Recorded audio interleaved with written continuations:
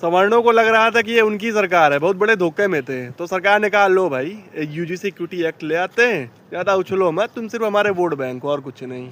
तुम्हें लग रहा है कि ये साधु संतों और बाबाओं की सरकार है, तो बहुत बड़े धोखे में हो। शंकराचार्य के भक्तों को मारा जाता है और उनसे उन्हीं की प्रामाणिकता मांगी जाती है कि आप प्रूव करिए कि आप शंकराचार्य हैं।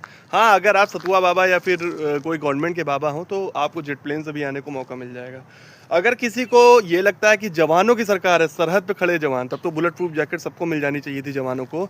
लेकिन एक से बढ़ के एक Uri attack, Pahalgam attack, Pulwama attack, Delhi bomb कांड, ये दिखाता है कि ये जवानों की भी सरकार नहीं है।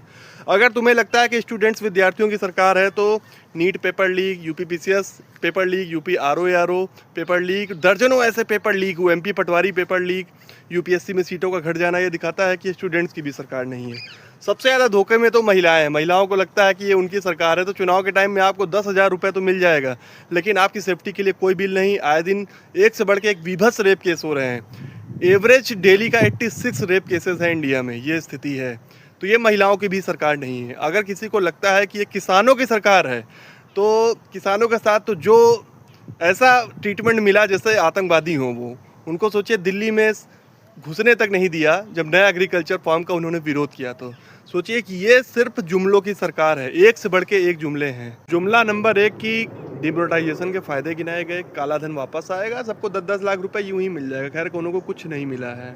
जुमला नंबर 2 की अनएम्प्लॉयमेंट रेट हम कम करके 3.2% कर दिए हैं।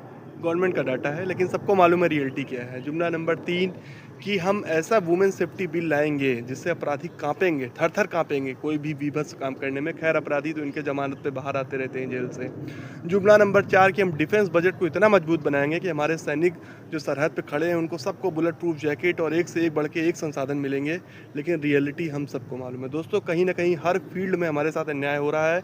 तो मेरी आवाज़ के सच्चे साथी बनिए। अगर मेरे वीडियो आपको पसंद आ रहा है तो ज़्यादा से ज़्यादा शेयर करिए। जय हिंद, जय भारत।